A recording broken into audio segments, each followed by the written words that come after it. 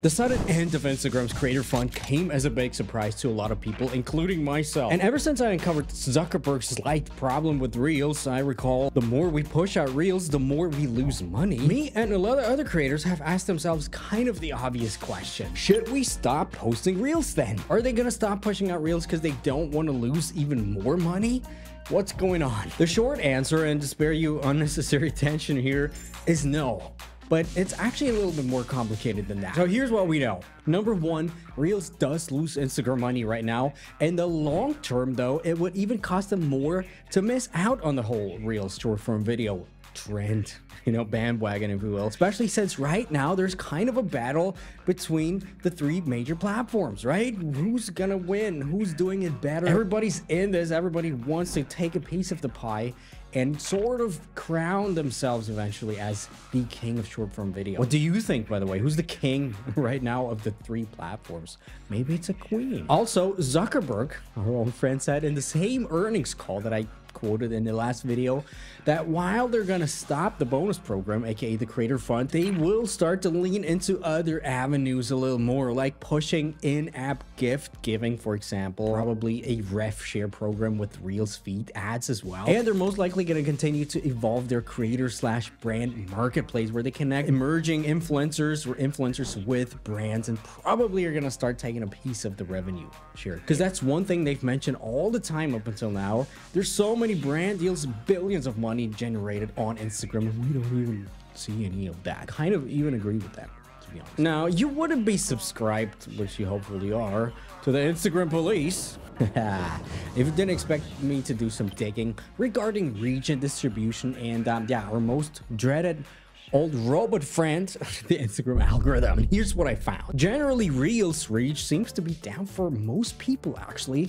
at least slightly. Almost everybody. Let me know if it's down for you right now. And while I don't know if that actually correlates with these news, they certainly do tweak some things in the background. For example, carousel and photo reach seems to be a lot higher than in the past few months. And together with the latest insights about this that I either just posted a few days ago, or maybe it'll be in the next video, who knows at this point, you'd be stupid not to try to incorporate carousels and normal posts also into your content strategy from now on, because we definitely see a trend in especially carousels getting a lot more reach recently.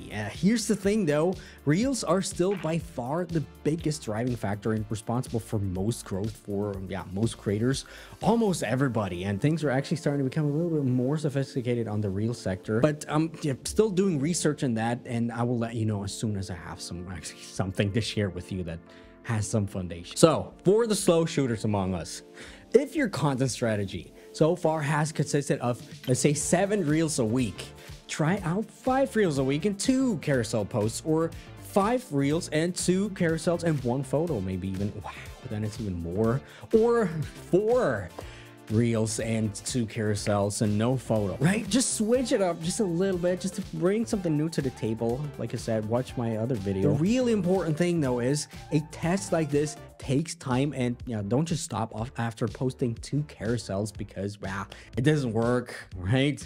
Because I didn't get enough reach. Commit to at least a month of consistently posting, additionally to Reels, for example, the carousels, 2 carousels a week or 1 carousel a week. Oh yeah, another thing, because I feel like spilling all the latest secrets today. Don't ask me why. I have a slight suspicion that continuous consistency, which is, by the way, an awesome album name, is better than just rapid fire, which is also another awesome album name.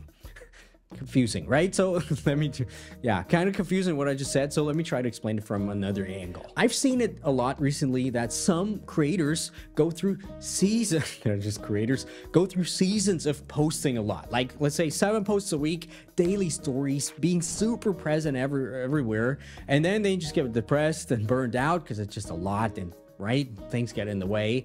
Then they drop their frequency to basically 0 for, let's say, 3 weeks, a month, to recharge and basically go through the circle all over again, ramp it up until they're burned out and have a hard cut. Now, doing some research and maybe speaking with somebody who knows somebody, if you know what I mean, I believe it's actually way better for your overall reach baseline to stick to a posting schedule that you can actually commit to consistently for longer periods of time, because momentum actually has to build itself up. And I've seen it more and more. Momentum is actually a very important part of the Instagram algorithm. I honestly believe it's the same for certain channels on YouTube, by the way, like mine, for example. Definitely not all, right? Just wanted to tell you it's a little different. So instead of rapid firing, let's say 7 posts a week until you're burned out, commit to, let's say, 3 reels a week, because that's the maximum that you could churn out. And if you have more time from time to time, use this time to batch create and schedule the content out for months, right? Committing to 3 a week, for example.